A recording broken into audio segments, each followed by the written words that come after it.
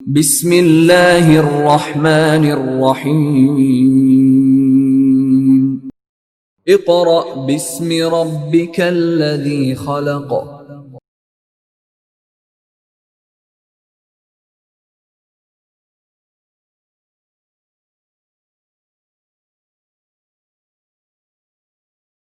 اعوذ باللہ من الشیطان الرجیم بسم اللہ الرحمن الرحیم۔ معزز والدین اور عزیز طلباء و طالبات، السلام علیکم۔ اسٹوڈنٹس آف کلاس 4، گزشتہ لیکچر میں ہم نے سبق نمبر 2 دعوت اسلام پڑھا تھا۔ آج ہم اسلامیات کا سبق نمبر 3 قریش کی مخالفت اور آپ صلی اللہ علیہ وآلہ وسلم کی ثابت قدمی پڑھیں گے۔ کیا ہے ہمارے سبق کا نام؟ قریش کی مخالفت اور آپ صلی اللہ علیہ وآلہ وسلم کی ثابت قدمی۔ مخالفت کسے کہتے ہیں؟ مخالفت کہتے ہیں دشمنی کو، اختلاف کو۔ مخالفت کسے کہتے ہیں؟ دشمنی، یا آپ اس کو اختلاف بھی کہہ سکتے ہیں۔ اس میں کشیدگی بھی آ جاتی ہے، یعنی قریشی مکہ کو نبی کریم صلی اللہ علیہ وآلہ وسلم اور صحابہ کرام کے ساتھ جو اختلاف تھا، جو کشیدگی تھی، وہ ہم پڑھیں گے، اور اس کے ساتھ ساتھ، ان کی مخالفت کے ساتھ ساتھ ہم کیا پڑھیں گے؟ آپ صلی اللہ علیہ وآلہ وسلم کی ثابت قدمی۔ ثابت قدمی کا مطلب ہے مستقل مزاجی، مستقل مزاجی یعنی استقلال، یا ایک ہی بات پر ڈٹے رہنا، ایک ہی بات پر ڈٹے رہنا۔ کہ جیسے نبی کریم صلی اللہ علیہ وآلہ وسلم نے جب اسلام کی تبلیغ کی تو جس طرح سے ان کے راستے میں رکاوٹیں پیدا کی گئیں، ان کو مشکلات کا سامنا کرنا پڑا، اس کے باوجود آپ صلی اللہ علیہ وآلہ وسلم ثابت قدم رہے، یعنی مستقل مزاج رہے، استقلال کا مظاہرہ کیا۔ تو اسٹوڈنٹس، سب سے پہلے تو آپ اپنی کتاب کھولیں اور اپنی کتاب کا صفحہ نمبر 34 کھولیں۔ ہمارے پہلے دن کا کام ہے پڑھائی، یعنی ہم نے ریڈنگ کرنی ہے، اور اس ریڈنگ میں ہمارا پہلا عنوان ہے قریش کی مخالفت۔ یعنی اب دیکھیں نا، ہمارے سبق کے 2 حصے ہیں، ایک ہے قریش کی مخالفت اور دوسرا ہے آپ صلی اللہ علیہ وآلہ وسلم کی ثابت قدمی۔ تو سب سے پہلے ہم پڑھیں گے قریش کی مخالفت۔ کیا پڑھیں گے؟ قریش کی مخالفت۔ جی اسٹوڈنٹس، آپ نے اپنی کتاب کھول لی ہے؟ جی شروع کریں۔ اعلان نبوت سے پہلے اہل مکہ حضور اکرم صلی اللہ علیہ وآلہ وسلم کا بڑا احترام کرتے تھے۔ اعلان نبوت، اعلان نبوت کا مطلب ہے نبوت کے اعلان۔ اعلان نبوت سے پہلے یعنی نبوت کے اعلان سے پہلے، اعلان نبوت، نبوت کا اعلان۔ اور اہل مکہ، مکہ والے، اہل مکہ، مکہ والے یعنی مکہ کے جو لوگ تھے، انہوں نے وہ کیا کہتے تھے؟ نبی کریم صلی اللہ علیہ وآلہ وسلم کو صادق اور امین کہتے تھے، یعنی آپ کا بڑا احترام کرتے تھے، آپ کا بڑا ادب کرتے تھے، اور آپ کو کس لقب سے پکارتے تھے؟ صادق اور امین۔ کس لقب سے پکارتے تھے؟ صادق اور امین۔ صادق کا کیا مطلب ہے؟ سچا۔ اور امین کسے کہتے ہیں؟ امانت دار۔ یعنی امانتیں سنبھالنے والا، امانت دار۔ تو یہ نبی کریم صلی اللہ علیہ وآلہ وسلم کی صفات تھیں، خوبیاں تھیں کہ نبوت سے پہلے آپ صلی اللہ علیہ وآلہ وسلم کا اخلاق ایسا تھا کہ سب لوگ آپ صلی اللہ علیہ وآلہ وسلم کو صادق اور امین کے لقب سے پکارتے تھے، یعنی آپ کو سچا بھی کہتے تھے اور امانت دار بھی کہتے تھے۔ سچا یعنی آپ صلی اللہ علیہ وآلہ وسلم نے کبھی جھوٹ نہیں بولا تھا، اور یہ بات اہل مکہ جانتے تھے، مکہ والے جانتے تھے۔ اور امین، اس زمانے میں کوئی بینک نہیں ہوتا تھا، کوئی یعنی ایسی جگہ نہیں ہوتی تھی لاکرز، جیسے اب لاکرز آتے ہیں اور ہم لوگ وہاں پر اپنے روپیہ، پیسہ، زیورات رکھوا لیتے ہیں۔ تو پہلے زمانے میں یہ چیزیں نہیں ہوتی تھیں، بلکہ کسی با اعتماد شخص کو کوئی شخص اگر کوئی چیز رکھوانا چاہتا تھا تو وہ اسے رکھوا دیتا تھا اور پھر اس سے واپس لے لیتا تھا۔ لیکن اس زمانے میں بہت زیادہ بدعنوانی تھی، یعنی بے ایمانی بہت زیادہ تھی۔ اگر فرض کریں کسی نے کہیں اب کسی ضروری کام سے کسی دوسرے شہر جانا ہے، تو وہ اپنا مال اسباب یعنی روپیہ، پیسہ، زیورات یہ اگر کسی کے پاس رکھواتا تھا تو وہ اسے پوری طرح واپس نہیں کرتے تھے، یا تو کہتے تھے کہ جی چوہے کھا گئے ہیں، یعنی اگر کسی نے سونا رکھوایا ہے تو کہا چوہے کھا گئے ہیں، اگر کوئی روپیہ پیسہ ہے تو جی وہ خراب ہو گیا ہے، گم ہو گیا، یعنی کوئی لے گیا ہے، کہ کوئی نہ کوئی یعنی وہ بہانہ بنا دیتے تھے کہ ہمارے پاس تمہاری امانت نہیں بچی، یعنی ان میں بد دیانتی بہت زیادہ تھی۔ لیکن نبی کریم صلی اللہ علیہ وآلہ وسلم بہت امانت دار تھے، یعنی اگر مکہ کے لوگ آپ صلی اللہ علیہ وآلہ وسلم کے پاس کوئی امانت رکھواتے تھے تو آپ صلی اللہ علیہ وآلہ وسلم اس کی امانت کو سنبھال کر رکھتے تھے، اور جس طرح وہ امانت دیتا تھا اسی طرح اسے واپس کرتے تھے، اور جب واپس کرتے تھے تو اسے کہتے تھے کھولو اور دیکھو کہ تمہارا مال پورا ہے۔ جب وہ چیک کر لیتا تھا، مطمئن ہو جاتا تھا، تو پھر اسے جانے کا کہتے تھے۔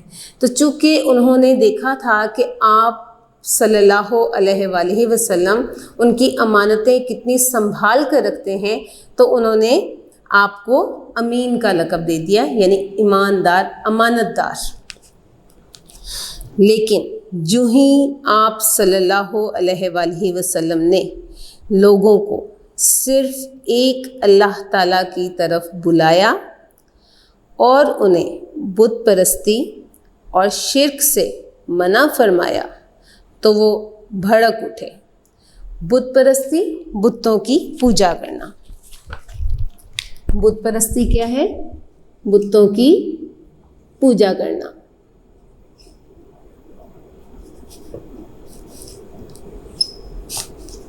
بتوں کی پوجا کرنا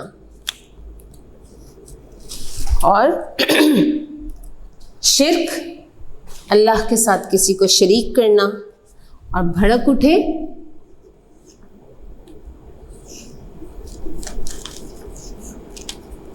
بھڑک اٹھے کا مطلب ہے غصے میں آ گئے، غصے میں آ جانا، بہت زیادہ غصے میں آ جانا۔ یعنی جیسے ہی نبی کریم صلی اللہ علیہ وآلہ وسلم نے اللہ تعالیٰ کی طرف بلایا، اسلام کا پیغام دیا، ایک اللہ کی عبادت کرنے کو کہا، تو کیا ہوا کہ وہ غصے میں آ گئے، کیونکہ آپ صلی اللہ علیہ وآلہ وسلم نے انہیں کس چیز سے منع کیا؟ بت پرستی سے، یعنی بتوں کی پوجا کرنے سے منع کیا اور شرک کرنے سے منع کیا۔ شرک کا مطلب ہے کہ اللہ کے ساتھ کسی اور کو شریک کرنا، کسی اور کو خدا ماننا۔ یعنی وہ یہ کہتے تھے کہ انہوں نے بت بنا رکھے تھے اور کہتے تھے یہ دن کا بت ہے، یہ رات کا بت ہے، یہ ہماری خوشی کا بت ہے، یہ غمی کا بت ہے، یعنی مختلف نام دے چکے تھے وہ بتوں کو اور پھر ان کی پوجا کرتے تھے۔ تو نبی کریم صلی اللہ علیہ وآلہ وسلم نے انہیں ان چیزوں سے منع فرمایا، تو کیا ہوا کہ وہ بھڑک اٹھے، سخت غصے میں آ گئے، اور آپ صلی اللہ علیہ وآلہ وسلم کے سخت مخالف ہو گئے۔ مخالف یعنی خلاف ہونا، مخالف کا کیا ہے؟ خلاف ہونا۔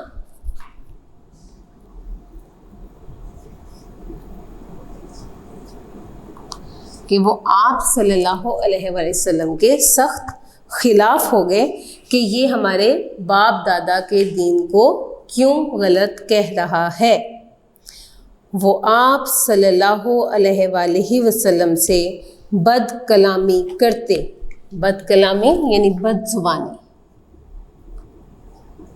بد کلامی کا ہے بد زبانی،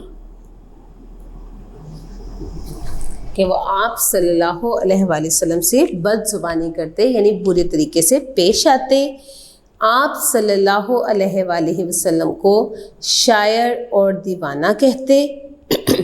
آپ صلی اللہ علیہ وآلہ وسلم کے راستے میں کانٹے بچھاتے، یعنی ایک تو آپ کے ساتھ بد زبانی کرتے، آپ کے ساتھ برے طریقے سے بات کرتے، اس کے علاوہ آپ صلی اللہ علیہ وآلہ وسلم کو شاعر کہتے تھے، یعنی ان کے خیال میں یہ تھا کہ آپ جانتے ہیں بیٹا شاعر کسے کہتے ہیں، کہ کسی تصور کو یا کسی تصویر کو ذہن میں رکھ کے، کسی خیال کو ذہن میں رکھ کے کوئی نظم لکھنا، کوئی مصرعے چند لکھنا، اسے شاعر کہا جاتا ہے۔ تو ان کا یہ خیال تھا کہ آپ صلی اللہ علیہ وآلہ وسلم نے ایک خیال جو ہے وہ تصور میں لے آئے ہیں، یا کوئی بنیاد، کسی چیز کی بنیاد بنا لی ہے اور وہ ایک شاعری کر رہا ہے، یعنی خود سے اس نے یہ بات کہہ دی ہے کوئی اللہ نہیں ہے، نعوذ باللہ، کوئی اللہ نہیں ہے، کوئی جو ہے وہ ہمارا الگ سے ایک ہی پروردگار نہیں ہے، ہم نے جو بت بنائے ہوئے وہی ہمارے خدا ہیں۔ تو وہ آپ صلی اللہ علیہ وآلہ وسلم کو شاعر بھی کہتے تھے اور دیوانہ بھی کہتے تھے۔ دیوانہ نعوذ باللہ، نعوذ باللہ، وہ آپ صلی اللہ علیہ وسلم کو سمجھتے تھے کہ یہ پاگل ہو گیا ہے، اس کا دماغ پھر گیا ہے۔ اللہ مجھے معاف کرے کہ مجھے صرف آپ کو سمجھانے کے لیے یہ کلمات استعمال کرنے پڑے ہیں، لیکن یہ ان کی ایک سوچ تھی، ان کا ایک خیال تھا کہ شاید یہ خود سے جو ہے وہ ایک خدا بنا کر بیٹھ گیا ہے۔ اور پھر کیا کرتے تھے کہ آپ صلی اللہ علیہ وآلہ وسلم کے راستے میں کانٹے بچھاتے، یعنی آپ صلی اللہ علیہ وآلہ وسلم کو تکلیف پہنچاتے تھے۔ اب اسٹوڈنٹس، یہ آپ کا ایک پیراگراف مکمل ہوا ہے، اس میں آپ MCQs بھی بنا سکتے ہیں اور مختصر سوالات بھی بنا سکتے ہیں۔ فرسٹ آف آل آپ پہلا سوال آپ کا یہ بن سکتا ہے کہ اعلان نبوت سے پہلے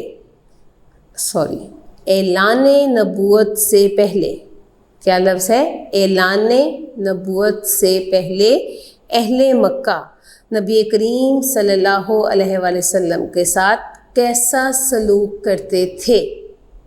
ٹھیک ہے، اس کے علاوہ دوسرا سوال کیا بنا سکتے ہیں کہ نبی کریم صلی اللہ علیہ وآلہ وسلم نے اہل مکہ کو کس چیز سے منع فرمایا؟ کس چیز سے منع فرمایا؟ ٹھیک ہے، ایک اور سوال بن سکتا ہے کہ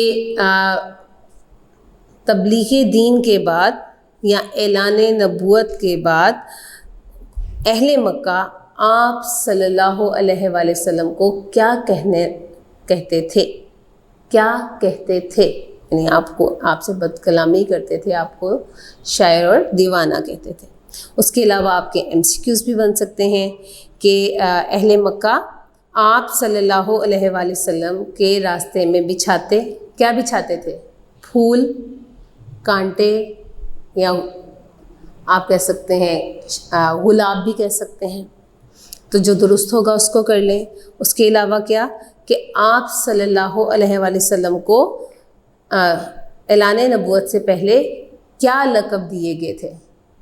اب وہ لقب کے بھی آپ مختلف لکھ کے تو جو ہوگا اس کو آپ ٹک کر سکتے ہیں. تو اس طرح اس میں سے آپ مختصر سوالات اور MCQs بنا سکتے ہیں. جی اگلا پیراگراف دیکھیں. ایک مرتبہ آپ صلی اللہ علیہ وآلہ وسلم بیت اللہ میں نماز پڑھ رہے تھے. بیت اللہ یعنی خانہ کعبہ، وہاں آپ صلی اللہ علیہ وآلہ وسلم نماز پڑھ رہے تھے کہ ابو جہل اپنے ساتھیوں سے کہنے لگا کہ کون ہے جو اونٹ کی اوجڑی لائے. کہ جب ابو جہل نے نبی کریم صلی اللہ علیہ وآلہ وسلم کو خانہ کعبہ میں نماز پڑھتے ہوئے دیکھا تو وہ اپنے ساتھیوں سے کہنے لگا کہ آپ میں سے کوئی ہے ایسا جو اونٹ کی اوجڑی لے آئے. اب اسٹوڈنٹس آپ جانتے ہیں ابھی ہماری عید الاضحیٰ گزری ہے. آپ لوگوں نے جانوروں کی قربانی بھی کی ہوگی، اونٹ کی بھی کی ہوگی، گائے کی بھی کی ہوگی، بکرے کی بھی کی ہوگی. تو آپ جانتے ہیں کہ اس میں سے اوجڑی نکلتی ہے. تو اونٹ کی اور گائے کی اوجڑی بہت بڑی ہوتی ہے، وزنی بھی ہوتی ہے، بہت بڑی ہوتی ہے. تو اونٹ کی اوجڑی اس نے منگوائی اور کیا کہا، جب محمد صلی اللہ علیہ وآلہ وسلم سجدہ کریں تو ان کی پیٹھ پر ڈال دیں. پیٹھ کسے کہتے ہیں؟ پشت کو، کمر کو. پیٹھ، پشت یا کمر. کہ ابو جہل نے اپنے ساتھیوں سے کیا کہا کہ کون ہے جو اونٹ کی اوجڑی لائے اور جب محمد صلی اللہ علیہ وآلہ وسلم سجدہ کریں، یعنی جب وہ نماز پڑھتے ہوئے سجدے کی حالت میں ہوں تو ان کی پیٹھ پر ڈال دیں، یعنی ان کی کمر پر ڈال دیں. یہ سن کر عقبہ بن ابی معیط اٹھا اور کچھ کافروں کے ساتھ مل کر اونٹ کی اوجڑی لے آیا. یعنی یہ بات سن کر ان کے ساتھیوں میں سے ایک شخص عقبہ بن ابی معیط اٹھا اور وہ اپنے ساتھیوں کو ساتھ لے کر گیا اور اونٹ کی اوجڑی لے آیا. اب انہوں نے کیا کیا، جب آپ صلی اللہ علیہ وآلہ وسلم سجدہ میں گئے تو اس نے وہ اوجڑی آپ صلی اللہ علیہ وآلہ وسلم کے دونوں کندھوں کے درمیان ڈال دی. یعنی اب کیا کیا انہوں نے کہ جب نبی کریم صلی اللہ علیہ وآلہ وسلم سجدے کی حالت میں گئے تو انہوں نے وہ اوجڑی آپ کے کندھوں کے درمیان، یعنی آپ کی گردن پہ. کندھوں کے درمیان کیا جگہ ہوتی ہے؟ ہماری گردن، ہماری ریڑھ کی ہڈی ہوتی ہے یہاں پر. تو ان کے دونوں کندھوں کے درمیان یعنی ان کی گردن پر ڈال دی. یہ دیکھ کر وہ ہنسی کے مارے ایک دوسرے پر گرنے لگے. یعنی جب انہوں نے اوجڑی ڈال دی نبی کریم صلی اللہ علیہ وآلہ وسلم کی کمر پر، تو اس کے بعد جب انہوں نے دیکھا کہ اب وہ اٹھ نہیں پا رہے، کہ وہ بہت وزنی ہوتی ہے، تو وہ بہت انہوں نے مذاق اڑایا، ہنسنے لگے اور ایک دوسرے پر گرنے لگے. حضور اکرم صلی اللہ علیہ وآلہ وسلم سجدہ ہی میں پڑے رہے، یہاں تک کہ حضرت فاطمہ رضی اللہ تعالی عنہا دیگر اہل ایمان کے ساتھ آئیں اور انہوں نے آپ صلی اللہ علیہ وآلہ وسلم کے کندھوں سے وہ اوجڑی ہٹائی. یعنی ظاہری بات ہے وہ ابھی میں نے آپ کو بتایا کہ وہ بہت وزنی ہوتی ہے.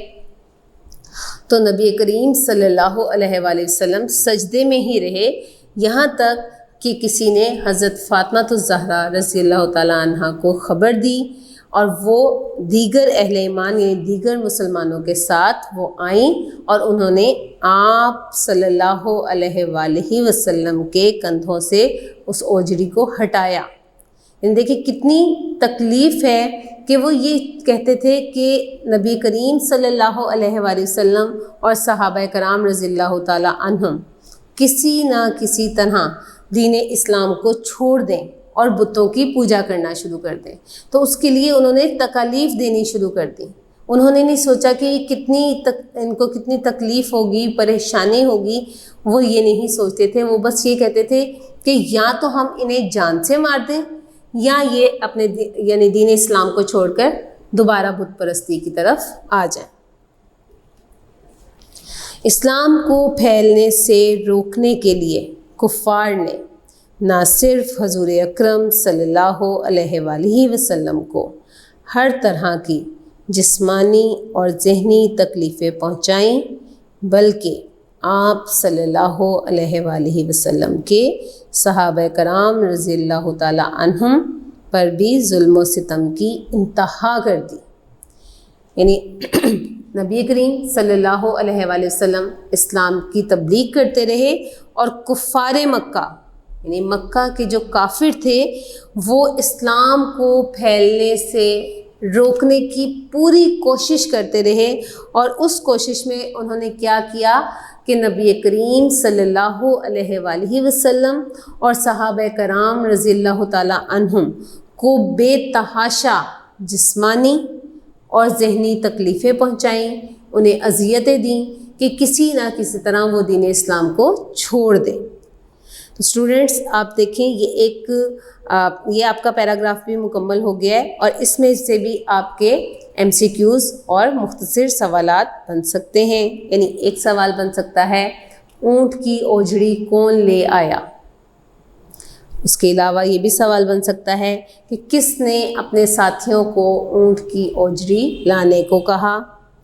آپ یہ بھی سوال بنا سکتے ہیں کہ نبی کریم صلی اللہ علیہ وآلہ وسلم کے کندھوں سے اوجڑی کس نے ہٹائی؟ ٹھیک ہے، اس کے بعد آپ MCQs بنا سکتے ہیں کہ حضور اکرم صلی اللہ علیہ وآلہ وسلم کو ہر طرح کی ڈیش تکلیفیں پہنچائی گئیں۔ کون سی تکلیفیں؟ جسمانی، ذہنی، جسمانی اور ذہنی۔ تو چونکہ انہیں جسمانی اور ذہنی دونوں پہنچائی گئیں تو آپ اس کے اوپر ٹک کر دیں گے۔ اس کے علاوہ آپ MCQs بنا سکتے ہیں کہ نبی کریم صلی اللہ علیہ وآلہ وسلم نماز پڑھ رہے تھے۔ اب وہ کہاں نماز پڑھ رہے تھے؟ بیت اللہ میں۔ تو آپ مسجد اقصیٰ، مسجد قباء یا اور بیت اللہ لکھ سکتے ہیں، اور جو درست ہوگا اس کے اوپر ٹک کر سکتے ہیں۔ تو اسٹوڈنٹس اس میں آپ دیکھیں کہ ایک قریش کی مخالفت بتا دی گئی کہ کس طرح سے وہ یہ چاہتے تھے کہ کسی نہ کسی طرح دین اسلام کا خاتمہ ہو جائے اور ان کے دین کا بول بالا ہو۔ تو اس کے لیے انہوں نے نبی کریم صلی اللہ علیہ وآلہ وسلم کو بھی اور صحابہ کرام رضی اللہ تعالی عنہم کے اوپر بھی بے تحاشا سختیاں کی، انہیں تکالیف پہنچائیں، انہیں اذیتیں دیں، یہاں تک کہ ظلم و ستم کی انتہا کر دی۔ انتہا کرنا یعنی ایک تو ہوتی ہے نا کسی کو تکلیف پہنچانے کی حد ہوتی ہے، وہ اس حد سے بھی تجاوز کر گئے، اس حد سے بھی آگے بڑھ گئے کہ ہم ان کو بس تکالیف پہنچاتے رہیں اور انہیں تکالیف ملتی رہے۔ تو صرف کیا تھا کہ وہ دین اسلام کو چھوڑ دیں اور بت پرستی کی طرف آ جائیں۔ سمجھ آ گیا؟ جی، نیکسٹ ہماری ہیڈنگ ہے نبی کریم صلی اللہ علیہ وآلہ وسلم کی ثابت قدمی۔ نبی کریم صلی اللہ علیہ وآلہ وسلم کی ثابت قدمی۔ ثابت قدمی کا میں نے آپ کو بتایا ہے مستقل مزاجی، استقلال، یا ہم یہ بھی کہہ سکتے ہیں ڈٹے رہنا۔ ڈٹے رہنا، ایک ہی بات پر ڈٹے رہنا۔ اب دیکھیں ہم نے پڑھا ہے کہ کس طرح سے قریش مکہ نے نبی کریم صلی اللہ علیہ وآلہ وسلم کو جسمانی اور ذہنی تکالیف پہنچائیں، لیکن اس کے باوجود نبی کریم صلی اللہ علیہ وآلہ وسلم کیا رہے؟ ثابت قدم رہے۔ تو اب ہم ان کی ثابت قدمی پڑھیں گے۔ کفار مکہ آپ صلی اللہ علیہ وآلہ وسلم کی تعلیمات کو مسخ کرنے کے لیے جھوٹا پروپیگنڈا کرنے لگے کہ قرآن مجید اللہ تعالیٰ کا کلام نہیں بلکہ پہلے لوگوں کے قصے اور کہانیاں ہیں۔ مسخ، میم سین خیر، مسخ کیا لفظ ہے؟ مسخ۔ مسخ کا مطلب ہے اچھی صورت کو بری صورت میں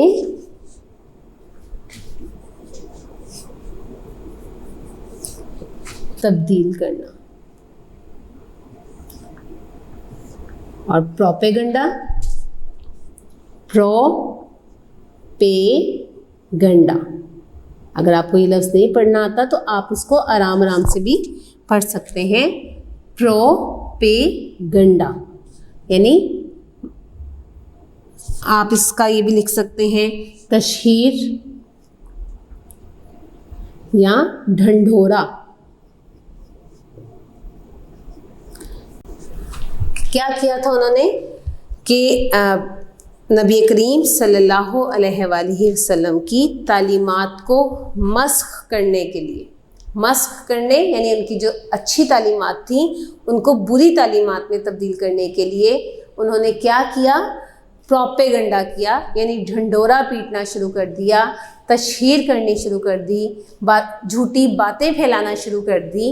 اب وہ کیا باتیں پھیلائیں کہ قرآن مجید اللہ تعالیٰ کا کلام نہیں، یعنی انہوں نے کہا کہ یہ جو کہہ رہا ہے کہ قرآن مجید اللہ تعالیٰ کا کلام ہے تو یہ اللہ کا کلام نہیں ہے، بلکہ پہلے لوگوں کے قصے اور کہانیاں ہیں. یعنی جو ہم سے پہلے لوگ گزرے ہیں، یعنی جو گزشتہ لوگ ہمارے جس طرح سے انہوں نے زندگی گزاری ہے ان کی حالات زندگی کو اس نے قصے میں تبدیل کر دیا ہے اور کہانیوں میں تبدیل کر دیا ہے.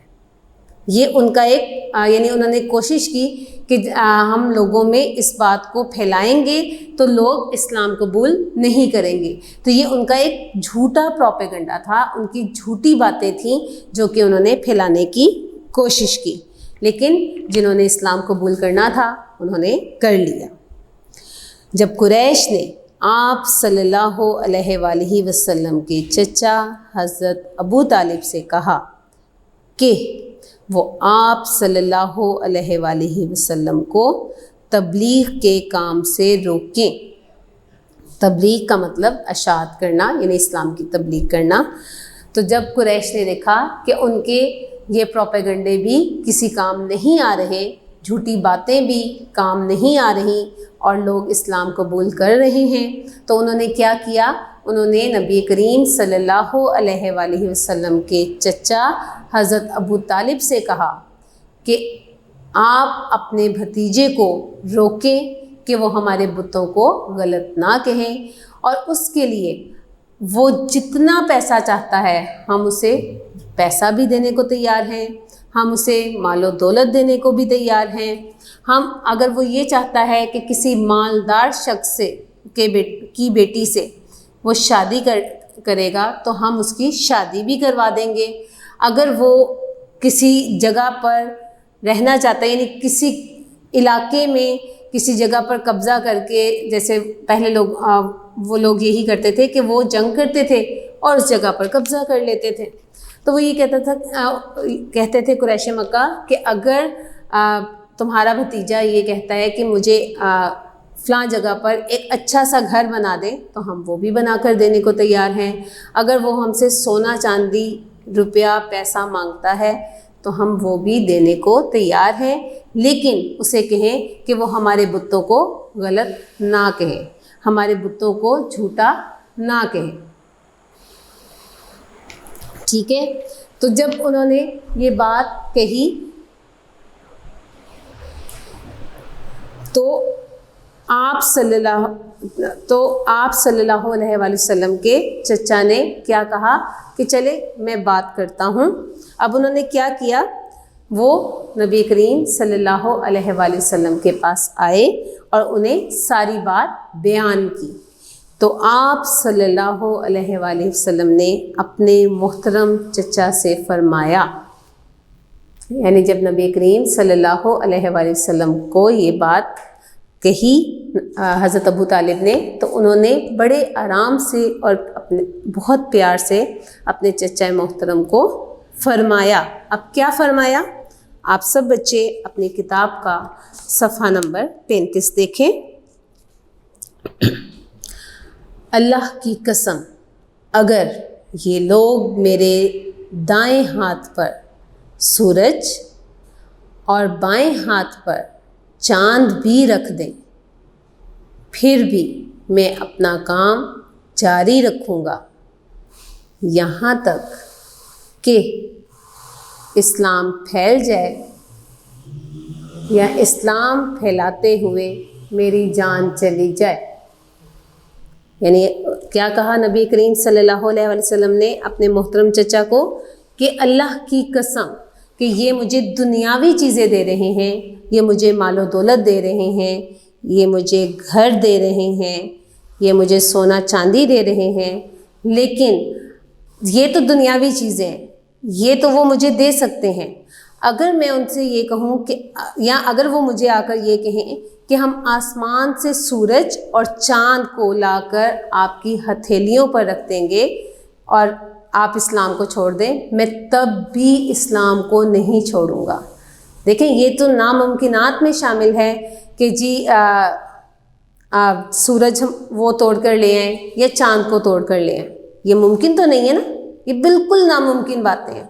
کہ انہوں نے کہا کہ یہ بالکل ناممکن بات ہے، لیکن پھر بھی اگر وہ یہ کام کریں گے، اگر وہ میرے دائیں ہاتھ پر سورج اور بائیں ہاتھ پر چاند لا کر رکھ دیں گے، میں پھر بھی دین اسلام سے پیچھے نہیں ہٹوں گا یہاں تک کہ یا تو اسلام پھیل جائے یا اسلام کو پھیلاتے ہوئے میری جان چلی جائے. اوکے اسٹوڈنٹس، دیکھیں کس طرح سے وہ ثابت قدم رہے اپنے تعلیمات پر، اپنے دین پر، اور انہوں نے اسلام کا بول بالا کیا. تو یہ آپ کا پہلے دن کا کام مکمل ہو گیا ہے. اسٹوڈنٹس، آج ہم اپنا دوسرے دن کا کام شروع کریں گے. دوسرے دن کا کام ہماری ریڈنگ ہے، پڑھائی. آپ سب بچے اپنی کتاب کا صفحہ نمبر 35 کھولیں. Page number 35.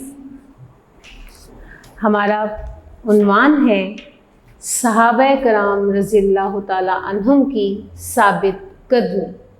کیا ہے؟ صحابہ کرام رضی اللہ تعالیٰ عنہم کی ثابت قدمی. ثابت قدمی ہم نے پہلے دن کے لیکچر میں پڑھا ہے ڈٹے رہنا، استقلال، مستقل مزاجی، کہ ایک جگہ پر رک جانا یا ایک نقطۂ نظر پر قائم رہنا. جی کھول لیے، شروع کریں. نمبر 1، حضرت بلال رضی اللہ تعالیٰ عنہ امیہ بن خلف کے غلام تھے. کس کے غلام تھے؟ امیہ بن خلف. آپ رضی اللہ تعالیٰ عنہ کے اسلام قبول کر لینے پر امیہ غضبناک ہو گیا. غضبناک یعنی بہت غصے میں آ جانا. غضبناک کا کیا مطلب ہے؟ بہت غصے میں آ جانا.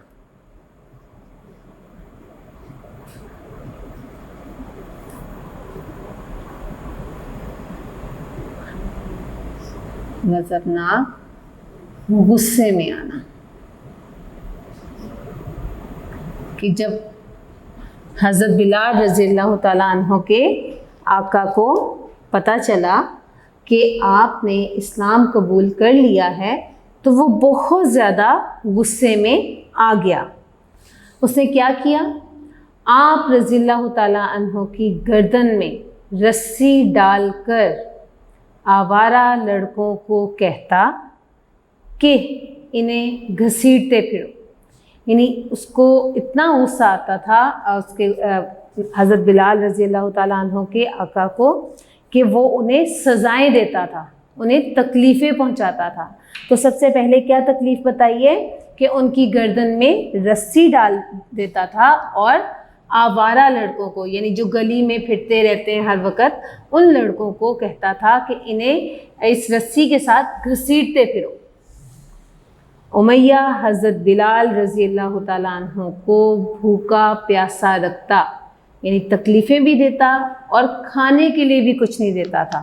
آپ جانتے ہیں اگر آپ ایک وقت کا کھانا نہ کھائیں تو آپ کو کتنی ویکنس محسوس ہوتی ہے، کتنی کمزوری محسوس ہوتی ہے، یا آپ سے کام نہیں کیا جاتا. تو اسے لیکن کیا تھا کہ حضرت بلال رضی اللہ تعالیٰ عنہ کو وہ شخص بالکل بھوکا پیاسا رکھتا تھا، نہ کھانے کو کچھ دیتا تھا اور نہ ہی پینے کے لیے کچھ دیتا تھا۔ تپتی ریت پر لٹا کر سینے پر وزنی پتھر رکھوا دیتا، یعنی بہت صحرا میں ریت ہی ریت ہوتی ہے، آپ جانتے ہیں، تو وہاں پر ریت جہاں پر ہوتی تھی اور دھوپ تیز ہونے کی وجہ سے وہ ریت جب گرم ہو جاتی تھی تو اس گرم ریت پر، تپتی ہوئی یعنی گرم ترین ریت پر ان کو لٹا دیا جاتا تھا اور ان کے سینے پر وزنی پتھر رکھ دیا جاتا تھا کہ وہ کروٹ نہ بدل سکیں، وہ اٹھ نہ سکیں یا وہ سائیڈ نہ لے سکیں، کروٹ نہ بدل سکیں، صرف سیدھے وہ لیٹے رہیں، اور ان کی پشت جو ہے وہ گرم ہو جاتی تھی، جلنا شروع ہو جاتی تھی، لیکن وہ ان کا جو آقا تھا وہ انہیں سزائیں دینے سے باز نہیں آتا تھا، صرف اس لیے کہ انہوں نے اسلام قبول کر لیا تھا اور اسلام چھوڑنے پر مجبور کرتا، یعنی انہیں سزائیں بھی دیتا اور انہیں مجبور کرتا کہ تم یہ اسلام چھوڑ دو، جب تک تم اسلام نہیں چھوڑو گے میں تمہیں اسی طرح سزا دیتا رہوں گا۔ لیکن حضرت بلال رضی اللہ تعالیٰ عنہ کی زبان سے احد احد یعنی اللہ ایک ہے، اللہ ایک ہے کے علاوہ اور کوئی بات نہ نکلتی، یعنی اتنی سزائیں ملنے کے باوجود، اور وہ ان کا آقا انہیں بار بار کہتا تھا کہ اسلام کو چھوڑ دو، اسلام کو چھوڑ دو، لیکن پھر بھی حضرت بلال رضی اللہ تعالیٰ عنہ اپنی زبان سے صرف ایک لفظ نکالتے تھے، اور وہ کیا تھا؟ احد۔ کیا تھا؟ احد۔ احد یعنی اللہ ایک ہے، کہ وہ کہتے تھے کہ میں ان بتوں کو نہیں مانتا، میں یہ دوسرے خداؤں کو نہیں مانتا، صرف میں یہ مانتا ہوں کہ اللہ ایک ہے، اور اس کے علاوہ ان کی زبان سے اور کوئی بات نہ نکلتی تھی۔ آخرکار حضرت ابو بکر صدیق رضی اللہ تعالیٰ عنہ نے حضرت بلال رضی اللہ تعالیٰ عنہ کو ظالم امیہ سے خرید کر آزاد کر دیا، یعنی جب حضرت ابو بکر صدیق رضی اللہ تعالیٰ عنہ کو پتہ چلا، معلوم ہوا کہ حضرت بلال پر بہت زیادہ ظلم ہو رہا ہے، تو وہ ان کے آقا کے پاس یعنی امیہ کے پاس گئے، ان سے بات چیت کی اور نے کہا کہ میں اس غلام کو خریدنا چاہتا ہوں، تو اس نے منہ مانگی قیمت مانگی، یعنی اسے لگا کہ شاید یہ قیمت ادا نہیں کر سکیں گے، تو انہوں نے بہت زیادہ قیمت مانگی، اور جتنی قیمت انہوں نے مانگی حضرت ابو بکر صدیق رضی اللہ تعالیٰ عنہ نے وہ قیمت ادا کی، حضرت بلال کو خریدا اور پھر انہیں آزاد کر دیا، یعنی یہ نہیں کیا کہ خرید کر انہوں نے اپنا غلام بنا لیا، بلکہ انہوں نے یہ کہا کہ آج سے تم آزاد ہو، تم جہاں مرضی جا سکتے ہو۔ انہیں جو ہے اور کیا کیا تھا حضرت بلال رضی اللہ تعالیٰ عنہ نے؟ وہ سیدھے نبی کریم صلی اللہ علیہ وآلہ وسلم کے پاس آئے تھے۔ سمجھ آیا؟ جی، اب دیکھیں کہ اس پیراگراف میں حضرت بلال بارے بتایا گیا ہے، اس میں آپ مختصر سوالات اور MCQs بنا سکتے ہیں۔ سب سے پہلے تو آپ سوال بنا سکتے ہیں کہ حضرت بلال کس کے غلام تھے؟ حضرت بلال رضی اللہ تعالیٰ عنہ کس کے غلام تھے؟ اور ایک اور شارٹ کوسچن بن سکتا ہے کہ امیہ بن خلف حضرت بلال رضی اللہ تعالیٰ عنہ کو کیا تکالیف پہنچاتا تھا یا کس طرح سزائیں دیتا تھا؟ یہ بھی شارٹ کوسچن بن سکتا ہے۔ اس کے علاوہ آپ یہ بھی سوال بنا سکتے ہیں کہ بے تحاشا سزا ملنے کے باوجود یا مشکلات کے باوجود حضرت بلال رضی اللہ تعالیٰ عنہ کی زبان سے کیا لفظ ادا ہوتا تھا؟ یہ سوال بھی بن سکتا ہے۔ اس کے علاوہ آپ یہ بھی سوال بنا سکتے ہیں کہ کس صحابی نے حضرت بلال رضی اللہ تعالیٰ عنہ کو خریدا تھا، خرید کر آزاد کیا تھا؟ آپ پورا سوال اس طرح بنائیں گے کہ کہ کس صحابی نے حضرت بلال رضی اللہ تعالیٰ عنہ کو خرید کر آزاد کر دیا تھا۔ تو اس طرح سے آپ دیکھیں کہ ایک پیراگراف ہے اور اس میں آپ کے کم از کم 4 مختصر سوالات بن سکتے ہیں۔ تو اسی طرح آپ نے سوال بنانے ہیں، ان کے جواب لکھنے ہیں اور یاد بھی کرنے ہیں۔ جی، نمبر 2، حضرت عثمان غنی رضی اللہ تعالی عنہ کا چچا انہیں کھجور کی چٹائی میں لپیٹ کر دھواں دیتا. چٹائی کا مطلب پتہ ہے نا، آپ کے گھروں میں بھی بچھتی ہوگی، زمین پر بچھا لیتے ہیں، پلاسٹک کی بھی ہوتی ہے، بان کی بھی بنی ہوئی ہوتی ہے. تو پہلے وقتوں میں کس کی چٹائی تھی؟ کھجور کی. کھجور کے پتوں کو ملا کر اور ان کے وہ جو شاخیں ہوتی ہیں انہیں ملا کر چٹائی بنائی جاتی تھی.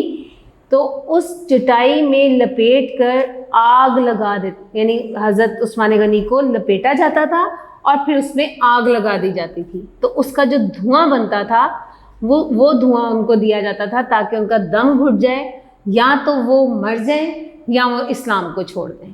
لیکن اتنی مشکلات کے باوجود بھی حضرت عثمان غنی رضی اللہ تعالیٰ عنہ اسلام پر ڈٹے رہے.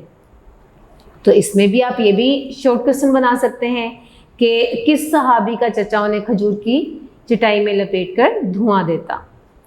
جی نمبر 3، حضرت عمار بن یاسر رضی اللہ تعالیٰ عنہ اور ان کے والدین کو ابو جہل تپتی دھوپ میں گرم پتھریلی زمین پر لٹا کر سزائیں دیتا. یعنی اب حضرت عمار کے بارے بتایا گیا ہے کہ حضرت عمار بن یاسر رضی اللہ تعالیٰ عنہ چونکہ وہ مسلمان ہو چکے تھے اور ان کے والدین بھی مسلمان ہو چکے تھے، تو انہیں ابو جہل کیا کرتا تھا؟ تپتی دھوپ میں، تپتی دھوپ یعنی بہت تیز دھوپ، یعنی آپ گرمیوں میں دیکھتے ہیں کہ 11-12 بجے کے قریب کتنی تیز دھوپ ہوتی ہے کہ آپ تھوڑا سا بھی باہر نکلتے ہیں تو آپ کو پسینے آنا شروع ہو جاتے ہیں، آپ کا گرمی سے برا حال ہونا شروع ہو جاتا ہے. تو ایسے میں چونکہ وہاں پر زیادہ وہ تھا صحرا وغیرہ یا پتھریلے علاقے تھے، ریت بہت زیادہ تھی، تو وہ اس تپتی ہوئی دھوپ میں اس گرم ریت پر یا زمین پر وہ لٹا دیتا تھا اور انہیں سزائیں دیتا تھا. یعنی ان کو بہت زیادہ تکلیف پہنچاتا تھا کہ کسی نہ کسی طرح حضرت حضرت عمار بن یاسر رضی اللہ تعالیٰ عنہ اور ان کے والدین اسلام کو چھوڑ دیں. حضور اکرم صلی اللہ علیہ وآلہ وسلم انہیں ایسی حالت میں دیکھ کر حوصلہ دیتے اور فرماتے، یعنی جب نبی کریم صلی اللہ علیہ وآلہ وسلم ان کی ان تکالیف کو دیکھتے تو وہ انہیں حوصلہ دیتے، یعنی تسلی دیتے. حوصلہ کا مطلب کیا ہے؟ تسلی.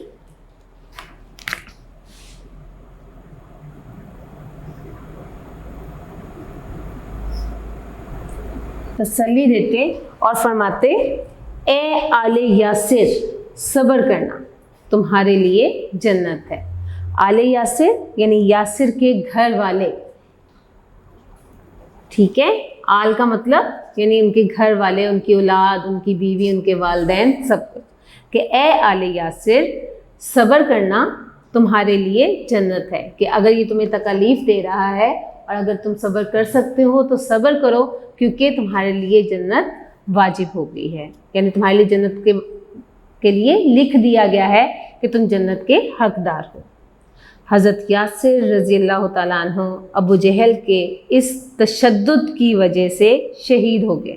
تشدد یعنی بہت زیادہ ظلم کرنا، کہ اتنے ظلم کیے ابو جہل نے حضرت یاسر رضی اللہ تعالیٰ عنہ پر کہ وہ شہید ہو گئے. اور وہ تو شہید ہوئے، ان کے ساتھ ساتھ ان کی اہلیہ حضرت سمیہ رضی اللہ تعالیٰ عنہ کو بھی ابو جہل نے نیزہ مار کر شہید کر دیا. کہ حضرت یاسر کو بھی شہید کر دیا تشدد کر کے، اور ان کی اہلیہ حضرت سمیہ رضی اللہ تعالیٰ عنہ کو بھی نیزہ مار کر شہید کر دیا.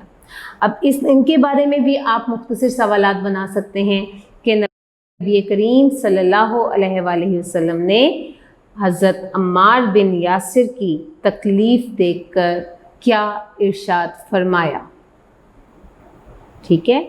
اس کے بعد آپ ایک اور سوال بنا سکتے ہیں کہ حضرت یاسر رضی اللہ تعالیٰ عنہ کی اہلیہ کو ابو جہل نے کس طرح شہید کیا. یہ بھی آپ کا بن سکتا ہے. آپ اس میں سے MCQs بھی بنا سکتے ہیں. بھی بنا سکتے ہیں. یعنی یہ جو ہم نے ابھی تک سبق پڑھا ہے، آپ اس میں سے مختصر MCQs بنائیں گے مثلا حضرت بلال کے آقا کا نام تھا اور آگے آپ آپشن لکھ دیں. آپ لکھیں گے حضرت عثمان غنی کا چچا چٹائی میں لپیٹ کر دھواں دیتا. کون سی چٹائی تھی؟ کھجور کی، تو اس کے آپ آپشنس بنا سکتے ہیں. حضرت یاسر کو تشدد کی وجہ سے شہید کر دیا گیا. کس نے کیا تھا؟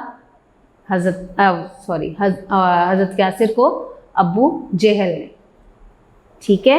اس کے علاوہ آپ یہ بھی کہہ سکتے ہیں کہ حضرت یاسر رضی اللہ تعالیٰ عنہ کی اہلیہ کا نام ہے، اور پھر آپ 2-3 نام لکھ کے جو درست نام ہوگا اس کے اوپر آپ ٹک کر سکتے ہیں.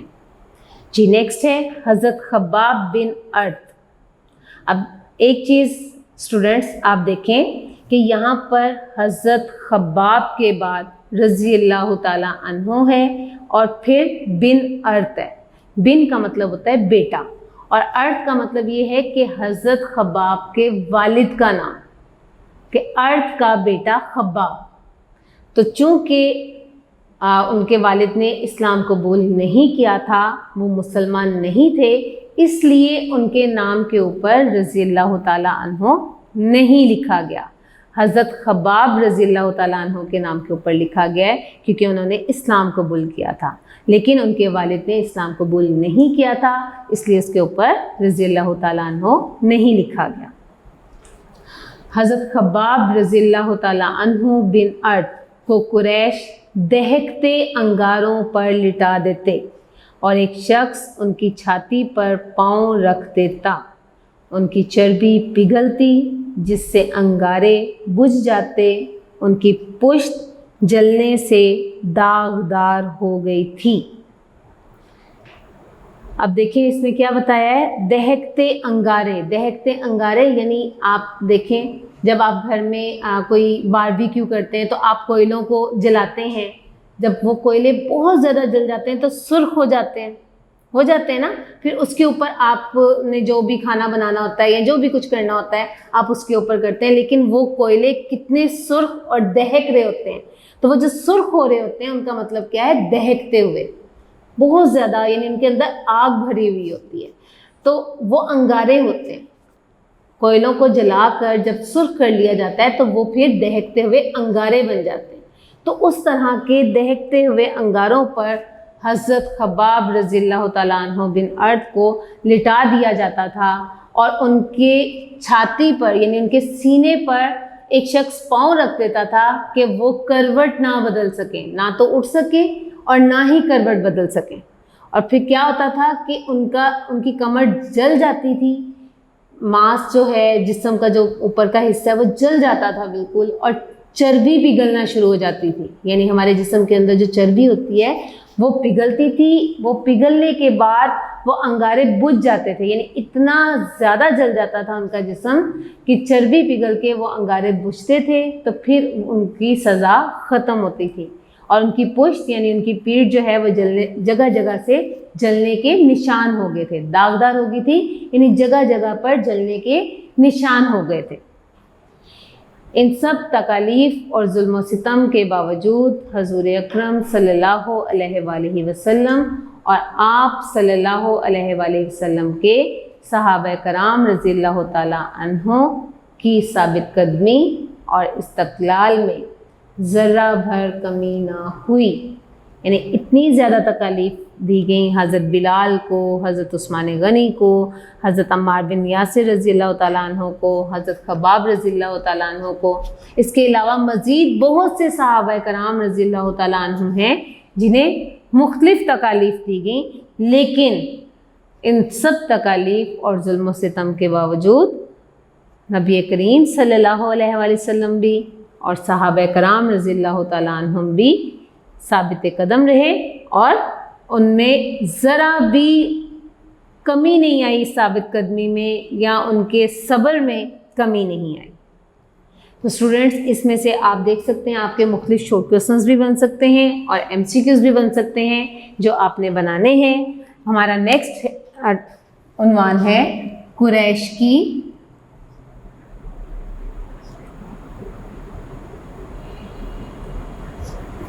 مخالفت. قریش کی مخالفت کے اسباب،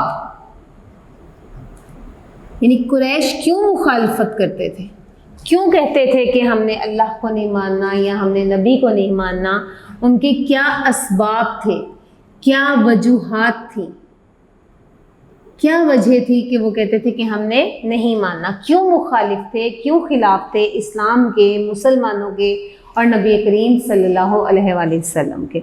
تو اس میں آپ دیکھیں نمبر کیا تھا، قریش کے سرداروں کو خطرہ تھا، کس چیز کا خطرہ تھا؟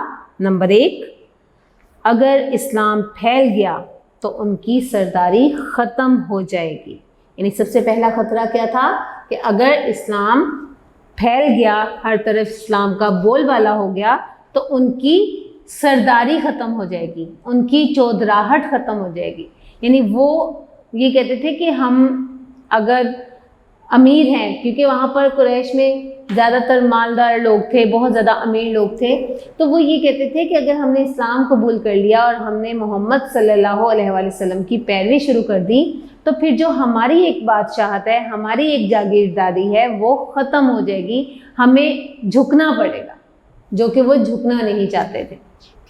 جی اسٹوڈنٹس، آپ سب اب اپنی کتاب کا صفحہ نمبر 36 کھولیں۔ نمبر 2، انہیں اپنے باپ دادا کا دین چھوڑنا بڑا عجیب لگتا تھا، یعنی انہیں بہت عجیب لگتا تھا کہ لوگ کیا کہیں گے کہ ہمارے دادا پردادا اور پھر یعنی پشت ہا پشت ایک جو لوگ آ رہے ہیں وہ بتوں کی پوجا کرتے ہوئے آ رہے ہیں اور شرک کرتے ہوئے آ رہے ہیں، تو ہم کس طرح سے اپنے دین کو چھوڑ دیں، اپنے مذہب کو چھوڑ دیں، لوگ کیا کہیں گے کہ بھی انہوں نے اپنے باپ دادا کے دین کو چھوڑ دیا۔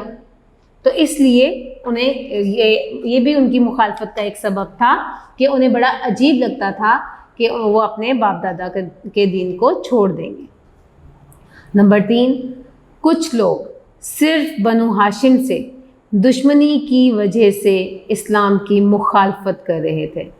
اب کیا تھا کہ وہ جانتے تھے کہ سب کچھ ٹھیک ہے، جو کہا جا رہا ہے، جو نبی کریم صلی اللہ علیہ وآلہ وسلم بتا رہے ہیں وہ درست ہے، لیکن وہ کیوں مخالف تھے؟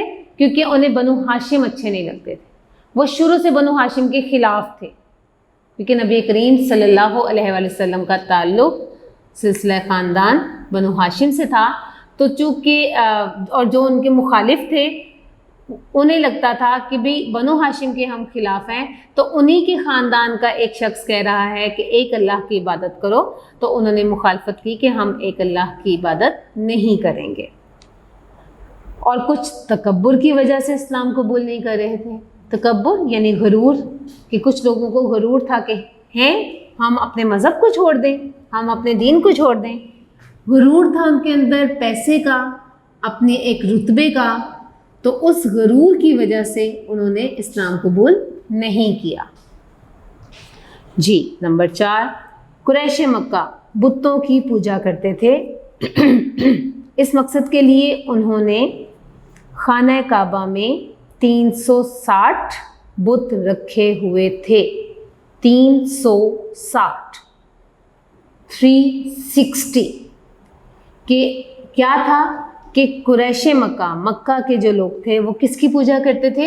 بتوں کی پوجا کرتے تھے، اور انہوں نے کتنے بت بنا رکھے تھے؟ 360 بت بنا رکھے تھے۔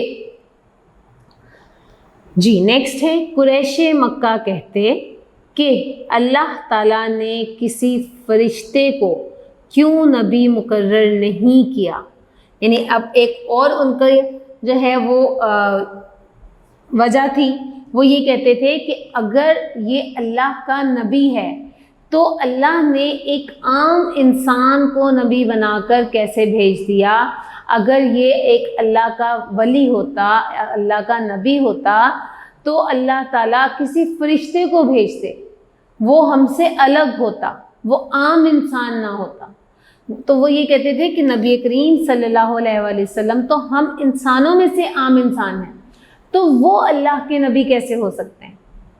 تو وہ اس چیز کو ماننے کو تیار نہیں تھے کہ اگر کوئی خدا ہے، اگر اللہ تعالیٰ ہے، تو اسے چاہیے تھا کہ وہ کسی ایسے شخص کو نبی بنا کر بھیجتا جو ہم سے الگ ہوتا، ہم سے مختلف ہوتا۔ تو انہوں نے کہا کہ فرشتے کو کیوں نہیں نبی بنا کر بھیجا، ایک انسان کو ہی نبی بنا کر کیوں بھیجا ہے؟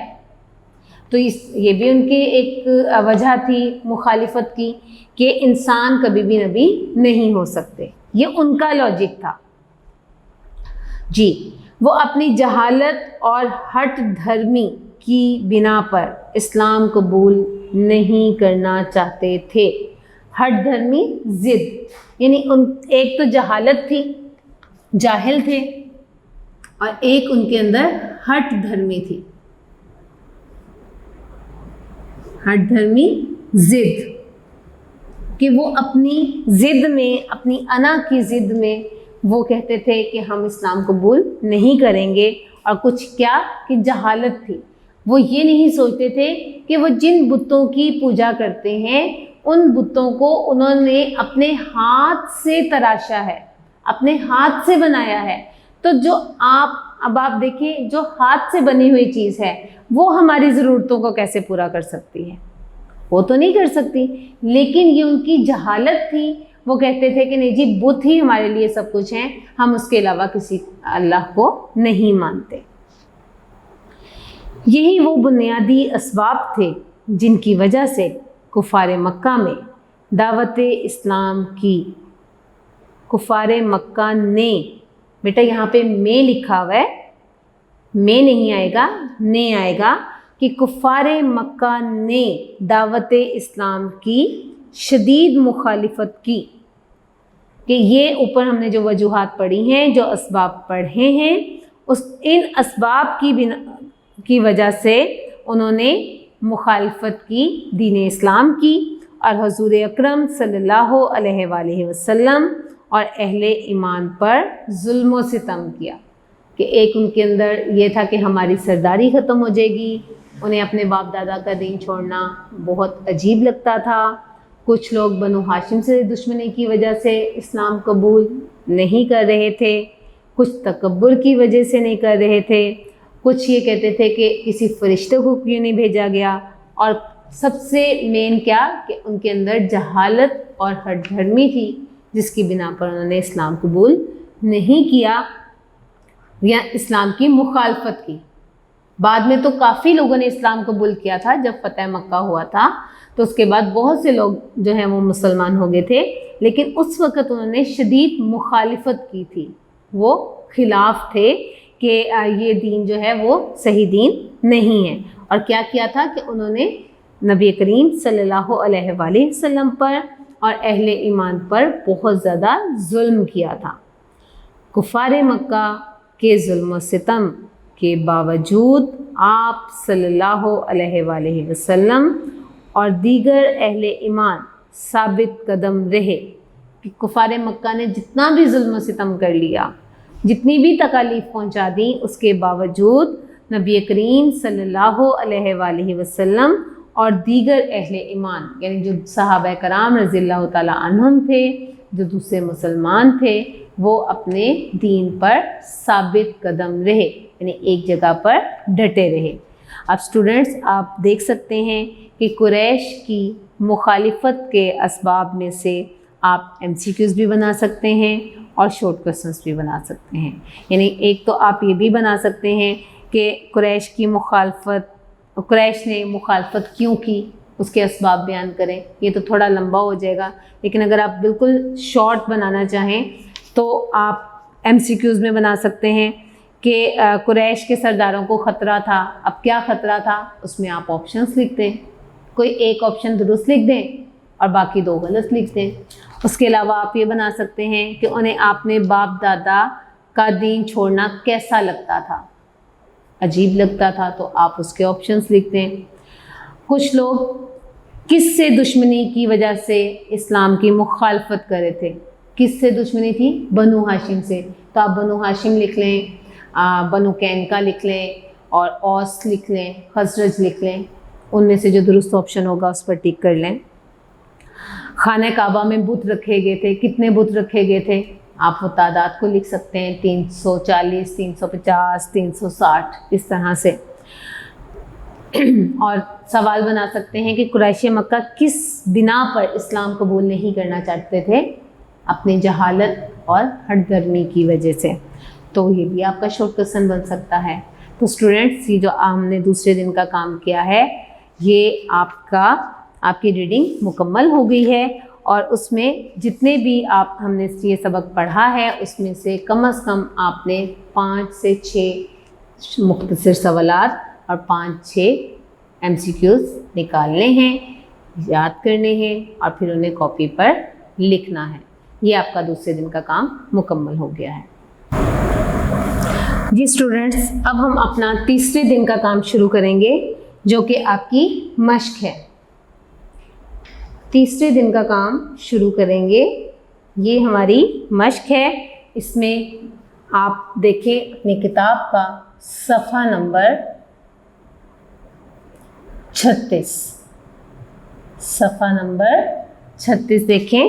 پہلا سوال ہے مختصر جواب دیں. مختصر جواب دیں، یعنی یہاں پر کچھ سوالات لکھے گئے ہیں، آپ نے ان کے جوابات دینے ہیں جو کہ آپ کو PDF نوٹس میں بھیج دیے گئے ہیں. آپ سب بچے اپنے نوٹس اپنے سامنے رکھیں، اور میں سوال ایک مرتبہ دہرانے لگی ہوں، آپ اس کے جواب بھی ساتھ ساتھ میں دیکھتے جائیں. پہلا سوال ہے اعلان نبوت سے پہلے اہل مکہ حضور اکرم صلی اللہ علیہ وآلہ وسلم کو کیا مقام دیتے تھے؟ یعنی جب نبوت کا اعلان نہیں ہوا تھا تو نبی کریم صلی اللہ علیہ وآلہ وسلم کا کیا مقام تھا اہل مکہ کے نزدیک؟ کیا مقام تھا؟ کہ وہ آپ صلی اللہ علیہ وآلہ وسلم کا بڑا احترام کرتے تھے، اور آپ صلی اللہ علیہ وآلہ وسلم کو صادق اور امین کہہ کر پکارتے تھے. سوال نمبر 2 ہے قریش حضور اکرم صلی اللہ علیہ وآلہ وسلم کے کیوں مخالف ہو گئے، کیوں خلاف ہو گئے؟ تو یہ بھی ہم نے ریڈنگ میں پڑھا تھا کہ جیسے ہی نبی کریم صلی اللہ علیہ وآلہ وسلم نے لوگوں کو ایک اللہ تعالیٰ کی طرف بلایا اور انہیں بت پرستی اور شرک سے منع کیا، تو وہ نبی کریم صلی اللہ علیہ وآلہ وسلم کے خلاف ہو گئے. سوال نمبر 3 ہے قریش کی مخالفت کے اسباب بیان کریں. یہاں 2 لکھا ہوا ہے، 2 نہیں، آپ نے سب اسباب بیان کرنے ہیں کہ کیا وجوہات تھی، کیا اسباب تھے قریش کی مخالفت کے، وہ آپ نے سارے یاد بھی کرنے ہیں اور لکھنے بھی ہیں. نیکسٹ کوشچن ہے آپ صلی اللہ علیہ وآلہ وسلم نے حضرت ابو طالب کو کیا جواب دیا؟ یعنی ہم نے یہ پڑھا تھا نا پہلے دن کی پڑھائی میں کہ نبی کریم صلی اللہ علیہ وآلہ وسلم کی ثابت قدمی، تو اس میں جب نبی کریم صلی اللہ علیہ وآلہ وسلم نے کو ان کے چچا نے کہا تھا کہ جی قریش مکہ کہتے ہیں کہ تم اس دین کو چھوڑ دو اور مال و دولت لے لو، تم اگر چاہتے ہو تو ہم بہت زیادہ مال تمہیں دے دیتے ہیں، تم چاہتے ہو کسی امیر گھرانے میں شادی کرنا، ہم تمہاری شادی کروا دیتے ہیں، تمہیں جس چیز کی ضرورت ہے وہ ہم کر دیتے ہیں. تو اس کے جواب میں نبی کریم صلی اللہ علیہ وآلہ وسلم نے کیا جواب دیا تھا؟ کیا کہا تھا کہ اے اللہ کی قسم، اگر یہ لوگ میرے دائیں ہاتھ پر سورج اور بائیں ہاتھ پر چاند بھی رکھ دیں پھر بھی میں اپنا کام جاری رکھوں گا یہاں تک کہ اسلام پھیل جائے یا اسلام پھیلاتے ہوئے میری جان چلی جائے. ٹھیک ہے. نیکسٹ کوشچن ہے حضرت خباب رضی اللہ تعالیٰ عنہ بن ارد ظلم و ستم کس طرح برداشت کرتے تھے؟ تو اس میں آپ نے حضرت خباب رضی اللہ تعالیٰ عنہ بن ارد کے بارے جو پڑھا ہے وہ آپ لکھیں گے. ٹھیک ہے. اس کے علاوہ آپ کے کچھ مختصر سوالات ہیں جو کہ آپ کے PDF نوٹس میں آپ کو بھیجے گئے ہیں. میں وہ سوال بھی ایک مرتبہ پڑھ دیتی ہوں، آپ دیکھ لیجئے. پہلا سوال ہے حضرت عثمان غنی رضی اللہ تعالیٰ عنہ کس طرح ظلم و ستم برداشت کرتے تھے. یعنی حضرت عثمان غنی رضی اللہ تعالیٰ عنہ کے بارے بتانا ہے. کیا کرتے تھے؟ یہ میں نے آپ کو ریڈنگ میں بتایا بھی تھا کہ آپ شارٹ کوسچن بنا سکتے ہیں. تو یہ اسی سے ریلیٹڈ ہے کہ وہ کھجور کی چٹائی میں لپیٹ کر دھواں دیا جاتا تھا. نیکسٹ کویشچن ہے قریش کے سرداروں کو کیا خطرہ تھا؟ دیکھیں یہ بھی مختصر سوال ہم نے ریڈنگ میں سے یہ بنا ہوا ہے کہ قریش کے سرداروں کو کیا خطرہ تھا کہ اگر اسلام پھیل گیا تو ان کی سرداری ختم ہو جائے گی. نیکسٹ ہے قریش مکہ نے خانہ کعبہ میں کتنے بت رکھے ہوئے تھے؟ کتنے بت رکھے ہوئے تھے؟ 360 یعنی 360. نیکسٹ ہے حضرت یاسر رضی اللہ تعالیٰ عنہ کی اہلیہ حضرت سمیہ رضی اللہ تعالیٰ عنہ کو کس نے شہید کیا؟ کس نے شہید کیا تھا؟ ابو جہل نے. تو یہ آپ نے اس کو دھیان سے یاد کرنا ہے. نیکسٹ ہمارا بک کا کویشچن ہے خالی جگہ پر کریں. خالی جگہ پر کریں. جی نمبر 1 اعلان نبوت سے پہلے اہل مکہ حضور اکرم صلی اللہ علیہ وآلہ وسلم کو ڈیش کہتے تھے. کیا کہتے تھے؟ اعلان نبوت سے پہلے یعنی جب نبوت کا اعلان نہیں کیا تھا اس سے پہلے اہل مکہ حضور اکرم صلی اللہ علیہ وآلہ وسلم کو کہتے تھے صادق اور امین. کیا کہتے تھے؟ صادق اور امین. نمبر 2 حضرت ابو طالب حضور اکرم صلی اللہ علیہ وآلہ وسلم کے ڈیش تھے. حضرت ابو طالب کیا لگتے تھے؟ جی چچا. نیکسٹ آپ کا ہے قریش کو اپنے باپ دادا کا دین چھوڑنا بڑا ڈیش لگتا تھا. کیا لگتا تھا؟ عجیب لگتا تھا. کہ وہ کہتے تھے کہ ہم اپنے جو ہمارے باپ دادا کرتے آ رہے ہیں ہم اس مذہب کو کیسے چھوڑ سکتے ہیں. تو انہیں بڑا عجیب لگتا تھا. جی اسٹوڈنٹس اب آپ اپنی کتاب کا صفحہ نمبر 37 دیکھیں. نمبر 4 عقبہ بن ابی معیط اٹھا اور ڈیش لے آیا. ہم نے پہلے دن کی ریڈنگ میں ایک واقعہ پڑھا تھا تو اس میں عقبہ بن ابی معیط گیا تھا اور کیا لے کر آیا تھا؟ جی اونٹ کی اوجڑی.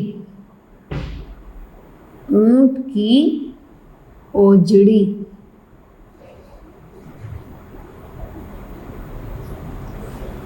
نیکسٹ ہے اے آل یاسر صبر کرنا تمہارے لیے ڈیش ہے.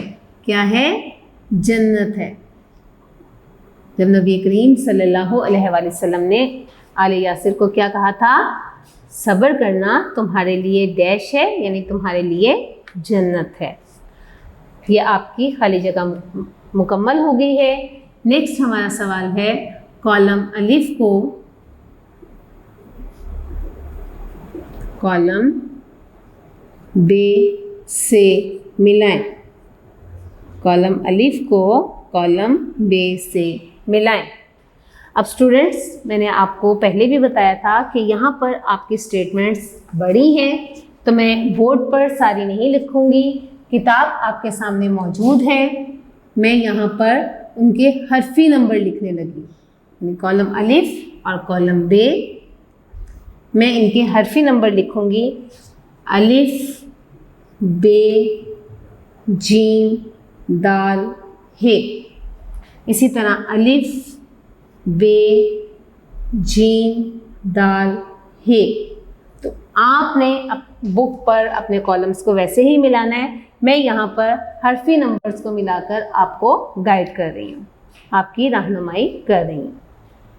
نمبر 1 قریش آپ صلی اللہ علیہ وآلہ وسلم کو کیا کہتے تھے؟ قریش جی شاعر اور دیوانہ کہتے. تو یہ کہاں لکھا ہوا ہے؟ یہ دال پر لکھا ہوا ہے.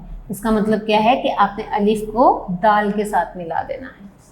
الف کو کس سے ملانا ہے؟ دال کے ساتھ. نیکسٹ ہے آپ صلی اللہ علیہ وآلہ وسلم نے مکمل ثابت قدمی، کالم بے میں کیا ہے، سے ان تمام تکالیف کو برداشت کیا، اور یہ کہاں لکھا ہوا ہے، الف میں، تو اس کا مطلب کیا ہے کہ ہم نے بے کو الف کے ساتھ ملا دینا ہے، بے کو کس کے ساتھ ملانا ہے، الف کے ساتھ۔ نیکسٹ ہے قریش آپ صلی اللہ علیہ وآلہ وسلم کے راستے میں کیا کرتے تھے، کانٹے بچھاتے، کیا کرتے تھے، کانٹے بچھاتے، اور یہ کہاں لکھا ہوا ہے، یہ ہے پر لکھا ہوا ہے، تو آپ نے جیم کو ہے کے ساتھ ملا دینا ہے، جیم کو ہے کے ساتھ ملا دینا ہے۔ نیکسٹ ہے امیہ حضرت بلال رضی اللہ تعالیٰ عنہ کو کیا کرتا تھا، بھوکا پیاسا رکھتا تھا، کیا کرتا تھا، بھوکا پیاسا رکھتا تھا، جو کہ بے پر لکھا ہوا ہے، تو اس کا مطلب یہ ہے کہ آپ نے دال کو بے سے ملا دینا ہے۔ نیکسٹ ہے کچھ لوگ صرف بنو ہاشم سے دشمنی کی وجہ سے کیا کرتے تھے، اسلام کی مخالفت کر رہے تھے، کہ صرف وہ بنو ہاشم سے کے دشمن تھے، اس وجہ سے وہ اسلام کی مخالفت کر رہے تھے، تو یہ کہاں لکھا ہوا ہے، جیم پر لکھا ہوا ہے، تو آپ نے کیا کرنا ہے، آپ نے ہے کو جیم کے ساتھ ملا دینا ہے۔ اوکے، یہ ہمارے کالم مکمل ہو گئے ہیں۔ اسٹوڈینٹس اب آپ اپنے پی ڈی ایف نوٹس دیکھ سکتے ہیں، آپ کے پی ڈی ایف نوٹس میں آپ کے ایم سی کیوز بھی موجود ہیں، جو کہ میں ایک مرتبہ پڑھنے لگی ہوں، آپ دیکھ لیجئے اور اس کو اچھے طریقے سے یاد کیجئے گا۔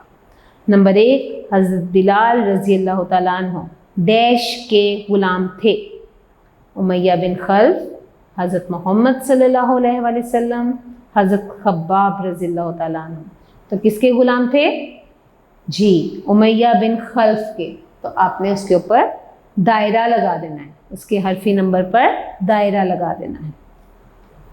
حضرت عثمان غنی رضی اللہ تعالیٰ عنہ کا چچا ڈیش میں لپیٹ کر دھواں دیتا، کس میں، چٹائی میں، کھجور کی چٹائی یا قالین، تو کس میں لپیٹتا تھا، کھجور کی چٹائی میں، تو آپ نے اس کے حرفی نمبر پر دائرہ لگا دینا ہے۔ نمبر 3، حضرت خباب رضی اللہ تعالیٰ عنہ بن ارد کو قریش ڈیش پر لٹا دیتے، کس پر لٹاتے تھے، آگ پر، دہکتے انگاروں پر، کوئلے پر، تو کس پر لٹاتے تھے، جی دہکتے انگاروں پر، تو آپ نے اس کے حرفی نمبر پر دائرہ لگا دینا ہے۔ قریش مکہ کس کی پوجا کرتے تھے، قریش مکہ کس کی پوجا کرتے تھے، بتوں کی، آگ کی، پانی کی، تو کس کی پوجا کرتے تھے، جی بتوں کی، کس کی پوجا کرتے تھے، بتوں کی، تو آپ نے اس کے حرفی نمبر پر دائرہ لگا دینا ہے۔ قریش مکہ نے خانہ کعبہ میں کتنے بت رکھے ہوئے تھے، 360، 365، 370، تو کون سے کتنے رکھے ہوئے تھے، 360، کتنے رکھے ہوئے تھے، 360، تو آپ نے اس کے حرفی نمبر پر دائرہ لگا دینا ہے۔ تو اسٹوڈنٹس یہ آپ کا تیسرے دن کا کام مکمل ہو گیا ہے، اور یہاں ہمارا سبق نمبر 3 قریش کی مخالفت پر آپ صلی اللہ علیہ وآلہ وسلم کی ثابت قدمی مکمل ہو گیا ہے۔ میں امید کرتی ہوں کہ اب اس سبق کو سمجھنے میں آسانی ہوگی آپ کو، اور پھر بھی اگر کسی مشکل کا سامنا ہے، کوئی بات پوچھنا چاہتے ہیں، تو اس ویڈیو کے آخر میں دیے گئے واٹس ایپ نمبر پر رابطہ کر سکتے ہیں۔ اپنا خیال رکھیے گا، اللہ حافظ۔